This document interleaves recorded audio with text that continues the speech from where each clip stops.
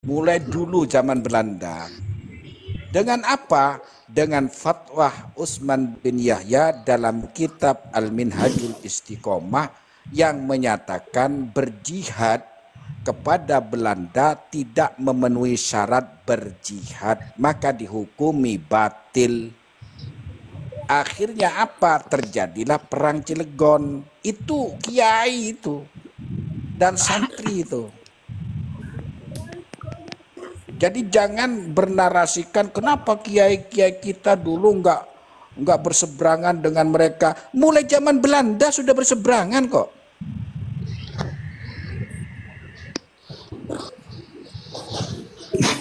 Kitab dan ini anehnya kenapa gini? Kalau misalkan itu katakanlah misalkan ya seperti isu dulu misalkan maaf ini Habaib misalkan dikatakan dzurriyyah, sementara para kiai kan juga dzurriyyah. Kenapa yang terkenal itu kok hanya Habaib di Indonesia? Apa yang terjadi itu? Coba ini lebih dijelaskan gimana itu? Jadi gini Bang, siapa Bang Syarif? Kenapa kiai kita itu tidak seperti Ba'alawi dalam hal dihormati, itu ya maksudnya ya? Bukan bisa dihormatinya. Dalam hal terkenalnya sebagai dzurriyyah. Nah, sebagai dzurriyyah. Karena kiai-kiai kita tidak pernah mengaku sebagai dzurriyyah Nabi. Jangankan mengaku sebagai dzurriyyah Nabi, sebagai dzurriyyah Wali Songo saja sangat jarang ada yang mengaku. Ya kalau di panggung mah nggak ada satupun nggak ada. Kalau saya yang tahu nggak ada di panggung, nggak ada satupun, nggak ada. Kenapa umat Islam itu tidak menghormati kiai-kiai kita berdasarkan nasabnya yang bersambung itu, wallahu alam ya, yang bersambung kepada baginda Nabi dalam konteks nasab? Karena beliau itu tidak pernah menunjukkan nasabnya. Berbeda dengan Ba'alawi yang selalu mengaku-ngaku sebagai cucu Nabi. Dan kenapa? Ya ini yang sudah ditanamkan oleh penjajah Belanda waktu itu untuk menggembosi perjuangan kiai-kiai kita. Karena ketika mereka melawan pribumi Nusantara, penjajah Belanda ini kalang kabut, tidak mampu. Akhirnya mereka mencari tahu di mana titik kelemahannya. Ternyata yang mereka musuhi ini para ulama, para kiai, para santri yang notabene-nya adalah orang-orang yang sangat takdim, yang sangat menghormati terhadap dzurriyyah Kanjeng Nabi.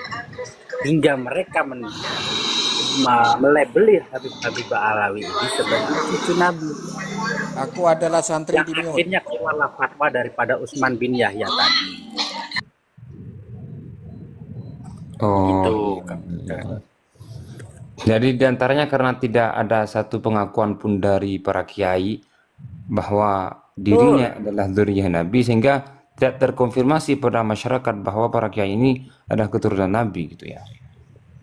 Betul, karena ketika banyak kiai-kiai atau ulama-ulama kita yang nanti yang mengaku, bukan tidak mungkin mereka akan diburu dan dihabisi seperti dzurriyyah Nabi yang lain. Ya. Syarifuddin, Syarif Hidayatullah, Anda punya kitab Al-Minhajus Sawi Thariqah Ba'alawi? Punya nggak?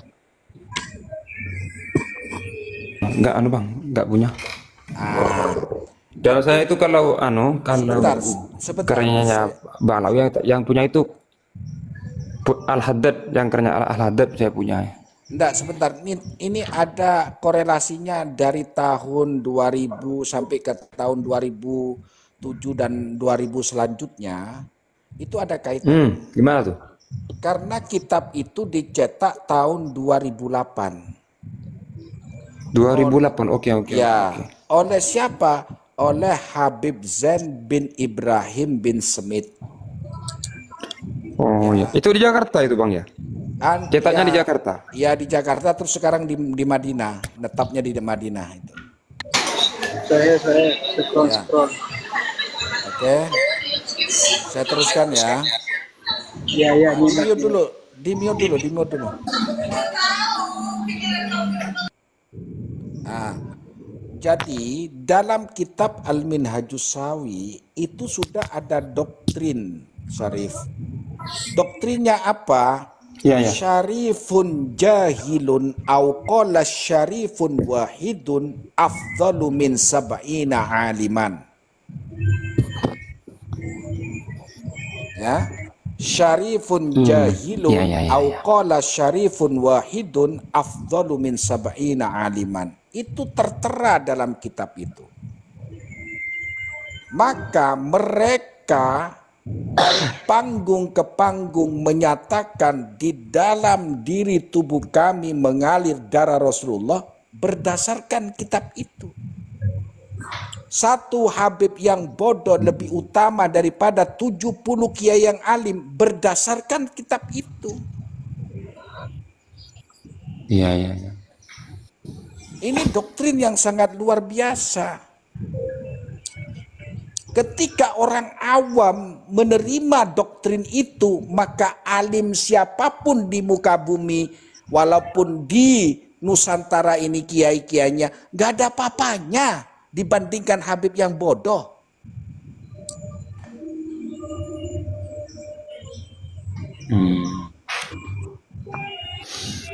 Saya juga Bang Mas Syabi ya. Dulu ya sebelum isu nasab ini, saya memang janggal luar biasa pada sebuah kitab.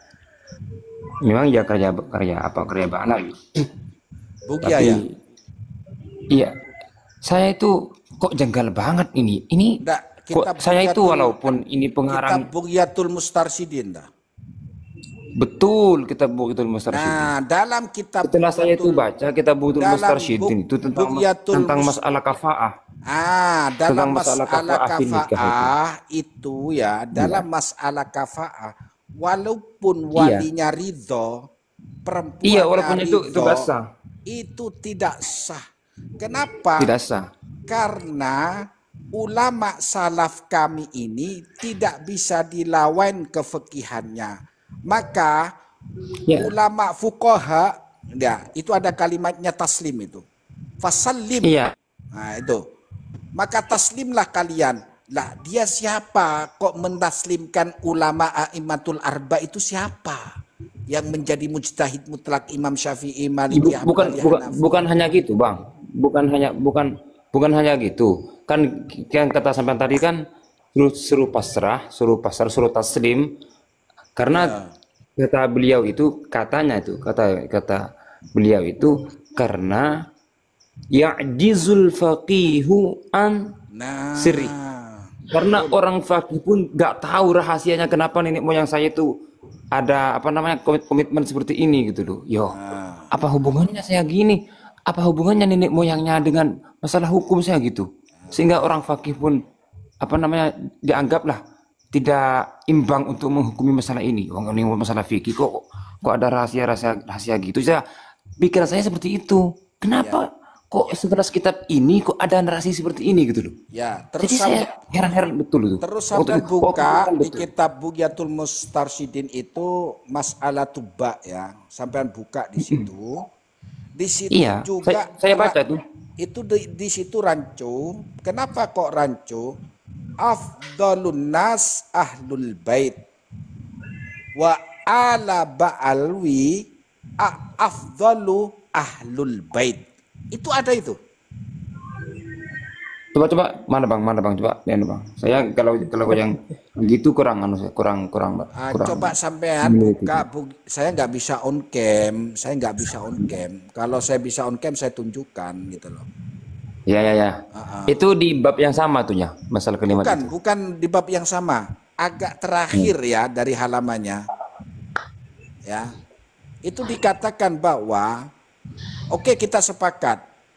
Ya, afdolnya manusia itu adalah ahlul bait, yang mana kita sudah tahu dalam jumhur ulama dikatakan innama yuridullahu liyudhiba ankumur rijsa.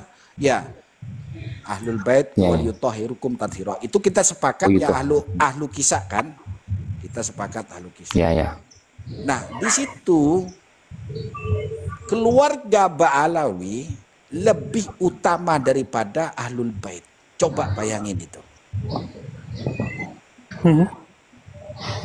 Mungkin Mas Sayyid masih kurang yakin karena tidak ditunjukkan suatu ibarah ya gitu. Tapi memang Iya. itu yang tertawa dalam kitabnya begitu.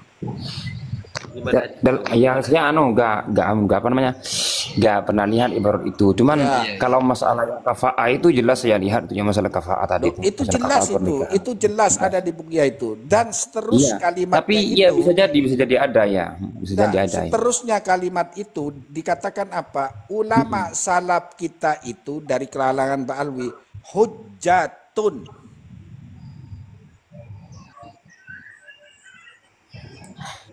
Ya. Jadi keluarga Ba'alawi itu hujjatun. Mau apa jenengan? Mau basul masail apa? Kalau sudah hujjatun. Sudah diketok. Ayo. Sudah diketok. Sudah ditokkan. Mau basul masail apa? Nah itu maksudnya hujjatun itu anu bang, apakah hujjatun fi ulumihim apa hujjatun gitu, apa maksudnya apa tuh? Karena kalau hujjah ilmunya bisa dijadikan hujjah ya wajar-wajar saja dimanapun di belahan bumi ini ilmunya para ulama ya bisa dijadikan hujjah semua. Mujtahid mutlak. Wah kalau begitu mah ya kita Gimana? ya kita pikir-pikir dulu kalau Tapi iya aja masih kalah di bawahnya derajatnya dia kok. Mujtahid mutlak. kalau mau cerita mutlak kayaknya ya enggak deh kalau mau mutlak. Oh, lebat Karena- kapten, Pak. Lebat kapten. Gini, Loh, kalau mau cerita mutlak itu ya persyaratannya penguasa bukan hanya ketat, itu nanti itu Segalanya. bukan hanya bisa Segalanya. menghukum begini, tapi gini loh, mujtahid mutlak itu di antaranya harus bisa membuat kaidah usul fikih sendiri. Mana dari Ba'alawi yang bisa gitu? loh. Enggak. Ini Imam bicara Syafi'i masih bicara fakta ya. di bawah. Bicara fakta bukan masalah adu domba atau apa. Ciri-cirinya Iya. ulama mujtahid mutlak mentakil mentasib itu ya harus bisa membuat kaidah usul fikih sendiri, harus bisa itu. Kalau hanya bisa mengeluarkan hukum dari kaidah fikih atau dari usul fikih satu imam itu bukan mutlak, itu masih muqayyad itu namanya. Tapi kalau sudah bisa membuat kaidah usul fikih sendiri seperti Asy-Syafi'i, Maliki, Hanafi, Hambali dan imam-imam Sulafawari dan semacamnya, itu baru mujtahid mutlak gitu. Ketat itu. Iya. Nah sekarang saya mau tanya kepada jenengan. Muhammad bin Ali yang mempunyai julukan Al-Faqihil Muqaddam. Ya. Mugaddam, Ya. Al-Faqih Al-Muqaddam. Ya. Mugaddam. Ya. Pernah nggak punya karya satu lembar saja? Gak tahu saya nggak pernah itu, nggak pernah beli di buku lalu karena nggak pernah.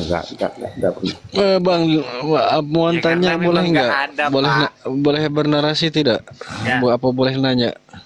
Oh iya silakan. Ana boleh nanya ya. Yang pertama di sini ada orang Banten tidak? Itu pertanyaan yang pertama sebelum Ana bernarasi. Ya nggak usah tanya orang bang, langsung aja bang. Enggak usah nanya etnis lah. Nggak usah. Enggak usah nanya etnis. Langsung Kalau mau tanya. bertanya bertanya ya begitu. Ya udah, berarti Silakan. nggak dijawab. Yang lain silahkan tafadhol. Ya. Yang kalau saya bukan orang Banten tapi saya orang Madura.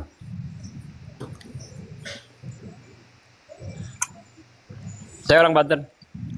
Intinya di sini Oh kan. ini Paku Alam. Itu ada. Saya orang Banten. Paku Alam. Paku Alam, orang Banten. Paku Alam. Sudah jawab, silakan lanjutkan pertanyaannya. Lanjutkan, Ya, ya. lanjutkan. Paku Alam itu. Saya orang Banten. Ojo ngapul tuh. Nah, Tapi kalau Banten sama itu orang Banten apa kan nih? keren. Banten itu kan bang, provinsi kalau sekarang bang. Frekuensi. Yang saya tahu ya. Maaf saya bukan orang Banten. Maksudnya Banten kan bukan kabupaten sekarang kan, tapi sudah Provinsi. termasuk apa Cilegon, apa lagi ya? Apa lagi? Ya, Cilegon, Ujung Apa yang Kulon, masuk Banten apa saja? Cilegon. Ujung Kulon. Ya, Terus terus Pak Ujung Yusuf Mansur. Kulon pokoknya. Pak Yusuf Mansur itu loh apa? Yang masyhurnya itu ya Kesultanan Banten itu loh. Banten itu pusatnya kerajaan. Dulunya itu satu bisa dikatakan satu kerajaan yang paling Nusantara. Kelautan Nara di mana, apa Bang? coba? Bang, Kelautan Nara di mana? Tanara. Tanara itu dekat Banten juga. Ada Tanara, ada Mandaya. Nah, kita lihat kitabnya Syekh Nawawi itu kan ada yang Tanara, ada yang Mandaya. Kalau Mandaya Ya, kitabnya Tanara. kitab Amil. Kalau Baduy itu, Tanara, Baduy itu di mana itu? Baduy itu ada yang di Rangkas, Mandalawangi, sama yang di Cisimut. Nah, terus gimana Kang Komandan? Ya, lanjut pertanyaan, Bang. Lanjut, Bang. Lanjut ke pertanyaannya aja, lanjut ke pertanyaannya aja. Silakan. Bang Syarif lanjut ini dulu, narasi dulu. Oh, tadi pertanyaannya sempat kekecoh lagi nih. Iya, ya. Iya, sudah dijawab kan tadi, ada orang Banten, sudah ada orang Banten. Nah, silakan pertanyaan Anda apa? Paku itu loh yang sudah naik samping Anda itu ngomong katanya dia orang Banten. Ya, Kang Komandan. Paku Alam, Siap. Ya, Saya orang Bantennya di Banten. mana Paku Alam? Kenapa? Bantennya di mana? Oh, kalau tinggalnya di Lampung. Ya, Aslinya Banten. Tadi kan nanya ada orang Banten apa enggak? Ya, saya orang Banten, tapi tinggal di Lampung. kebetulan ini hari Jumat itu ya. Besok kan mau ke Banten, terus mau ngajak orang Bantennya gitu buat untuk ya sekalian silaturahmi. Yang pertama coba silaturahmi, ngomong yang dari kedua kemarin saya berangkat luncuran. Kalau keluarga besar masih ada di Besurak semua. di mana Besurak, Bantennya tuh? Surak Besurak. di mana? Besurak, Serang Kota. Kalau Ana mau langsung ke Kesunyatan ini. Oh, Kesunyatan. Besok pick 2 ini mana yang turun tangan ke Banten ini? Bukan urusan kita, Bang. Enggak, pertanyaan Masa, Anda Bang? itu apa? Enggak nanyain tadi ada orang Banten apa enggak, mau ngapain? Nah, yang pertama kan nanyain orang Banten, yang kedua tujuannya mau ngajakin pick 2. Ya, Nah, gitu doang. Mau jalan-jalan, pik 2, alangkah jauhnya di Kalau ke Lampung lebih Bogor, banyak-banyak. kalau ke markas syariah itu saya mau, bagus. Bang. Itu juga sama itu tanah Beb, PTPN. Saya mau itu. Narasi itu yang jelas, Bib, gitu loh, Bib. Enggak usah muter-muter, Pak, Bib, gitu loh. Di Lampung itu Nggak usah. lebih bagus dari pik 2 itu. Pantainya banyak-banyak, tambang emasnya juga besar-besar. Di Banten ngapain kita ke pik 2? Sama markas syariah juga. Tanah Kalau PTPN. mau ke kedua langsung hubungi Kang Mahesa aja ya. Aduh, capek Iya, Kang Mas. Maesa itu nggak punya prajurit, dia nggak seru diajakinnya.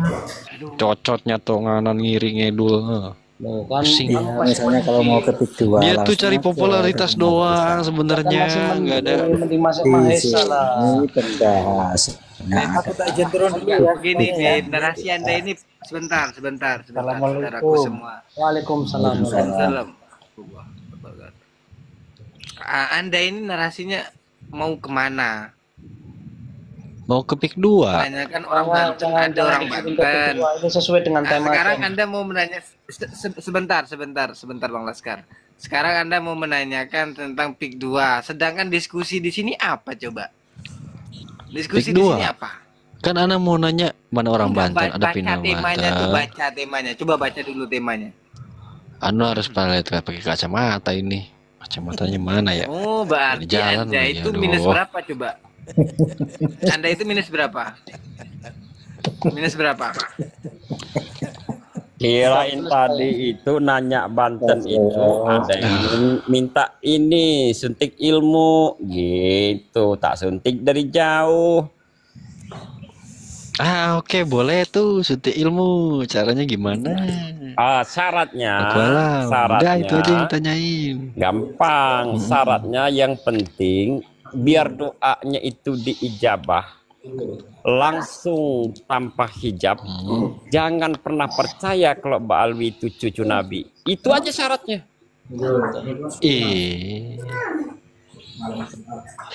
Kalau syarat itu nggak Terus, dilakukan, ilmu kalau- apapun nggak akan pernah mujarab. Doa apapun nggak pernah bisa diijabah. Kenapa? Karena Bani Ba'alwi Kalau itu Ba- penipu. Gitu. Iya. Syaratnya cuma itu. Tapi kalau yang lain nggak apa-apa kan? Al-Atos, terus Asegaf, Pokoknya terus yang penting jangan pernah percaya ah, Mbak Alwi sebagai cucu Nabi, biar doanya makbul. Al-Asgab itu ma- Al-Atos itu marga apa? Dari Bani apa? ya Dari Al-Atos, Ubaidi Keras. Tos. Atas itu keras, Itu Bang. nasabnya tersambung kepada siapa? Atos, Nasabnya tersambung kepada Al-Atos, siapa? Asegaf, Iya. Asemait, apa lagi ya? Lalu siapa lagi? Ari Kling. Nah, gini Lupa saudaraku. Maaf, bentar, bentar ya Anjas. Jangan singgung-singgung itu ya, bahar demi cucu iblis itu ya. Nggak bagus di room ini, bikin Nah, rungkat. gini saudaraku ya. Kita harus paham ya bahwa gelar-gelar yang dimiliki oleh mujtahid mutlak itu pasti daerah. Mungkin Syarifuddin lebih mengetahui, Al-Bukhari, Asy-Syafi'i ya. Terus apa lagi? Lalu kemudian turun ke bawah. Itu bagus-bagus gelar sampai turun ke Syekh Nawawi Al-Bantani. Daerahnya. Nah, Terus turun lagi. Siapa? Syekh Khalil Al-Bangkalani. Madura, Kenapa kau seperti itu? Karena orang yang sudah alamah ketika dia duduk di penduduk itu akan menjadi mulia. Gitu loh. Manjalasa, Lalu kemudian terus yang saya katakan